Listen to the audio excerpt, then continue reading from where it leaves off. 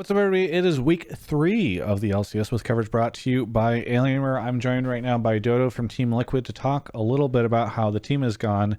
Now, Dodo, I was trying to think about who I should interview after Team Liquid's win, and I thought, I've interviewed a lot of people, a lot of the players, and then I haven't interviewed Jatt yet, but he requested, or he declined my request to be on Hotline League, so I've Oh, temporarily blacklisted him. Okay, nobody declines me without some facing the repercussions. No, I actually, in part, I think people have been doing a ton of interviews and a ton of content with him. I thought you'd be an interesting person to talk to because you don't have the player perspective, but you were around before. Now you're here with the new dynamic, no double lift and Jatt in and all this stuff. So I'm just kind of curious, what have you seen in terms of changes within the team between spring split and summer?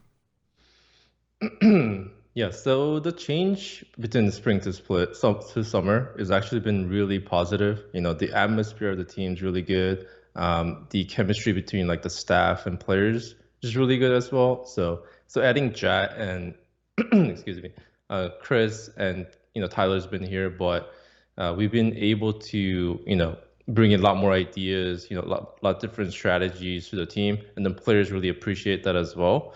And yeah, the new chemistry between the new bot lane, the new team, has been really good, and things have been working out really well. So how do things work on the staff side now? There, I guess Jatt is head coach, but how does everything play out from a structure standpoint and in practice and stuff? In the way, like, when do you hear what from which voices? I guess is my question. hmm So basically, we do have staff meetings every single day. Even in the weekends, and Jatt and Kane's been talking a lot. Even before the split started.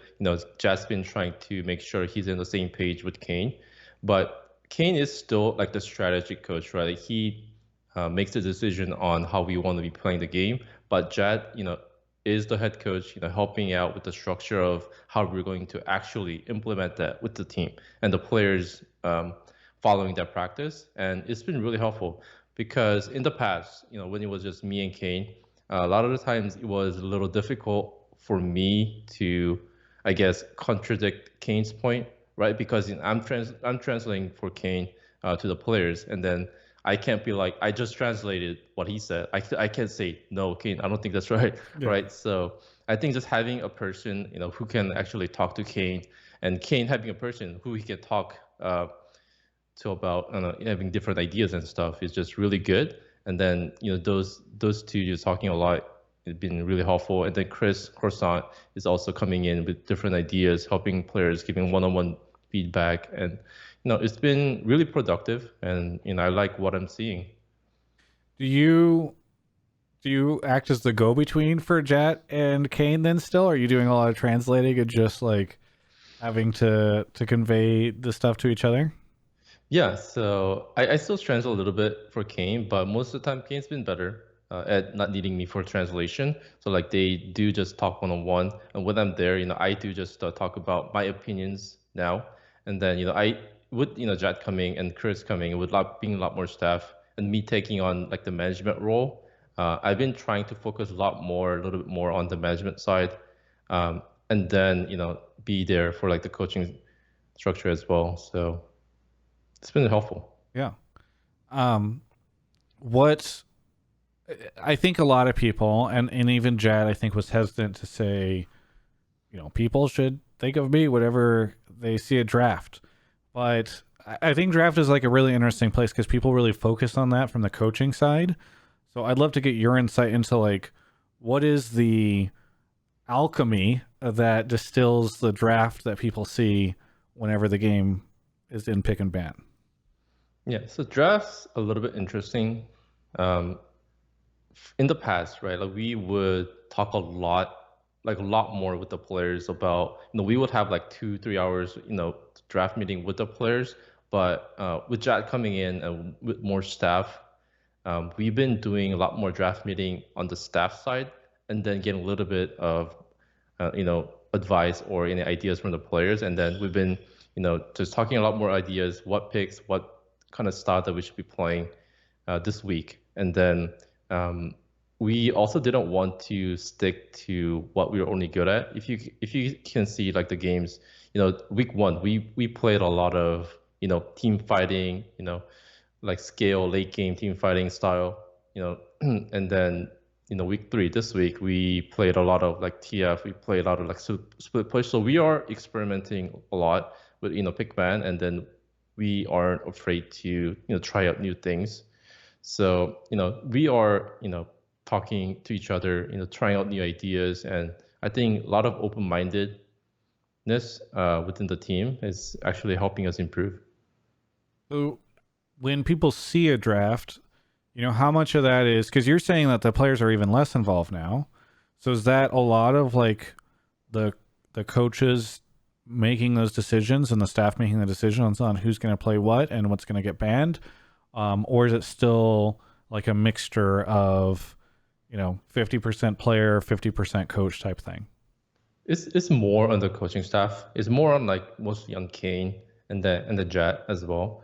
So, a lot of times in the past, there was the only time when we had like a confusion like on stage, especially in Pickband, was when the coach doesn't have like a clear idea of what the players should be playing, and then the players would obviously like give out their opinions on this thing is gonna be good for my lane, good for my matchup, but they don't really think about the whole comp, the whole the team synergy and stuff. And then other times that we would sometimes fail on making like a really good comp or like champions.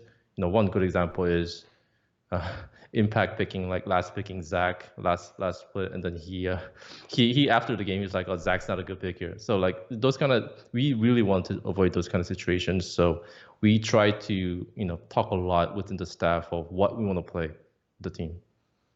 I know perhaps a difficult question to answer, but what do you think has been the single biggest thing that has impacted Team Liquid's ability to find success this split?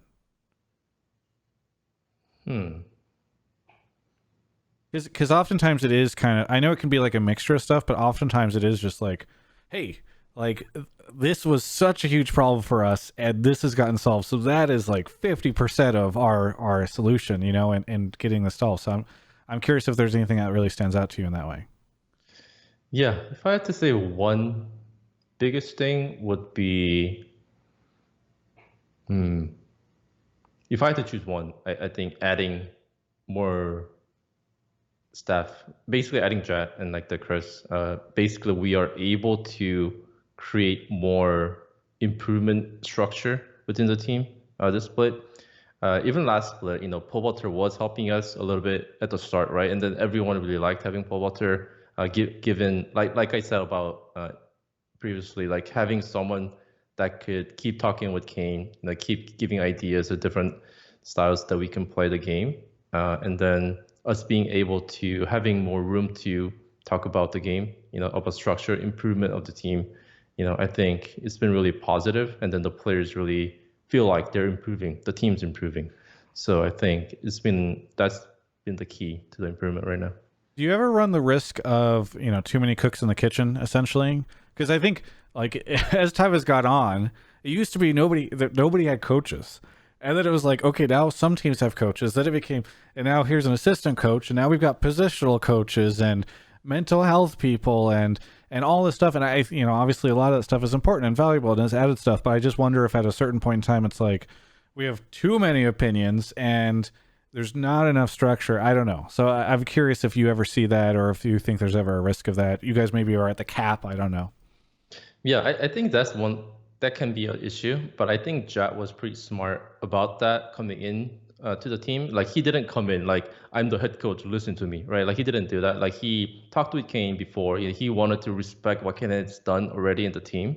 Yeah, so he's been really good at being mediating the relationship between like the players and the coaches. So we have pretty clear structure of what we should, like the responsibilities of the coaches. So there isn't too much like overlapping roles now.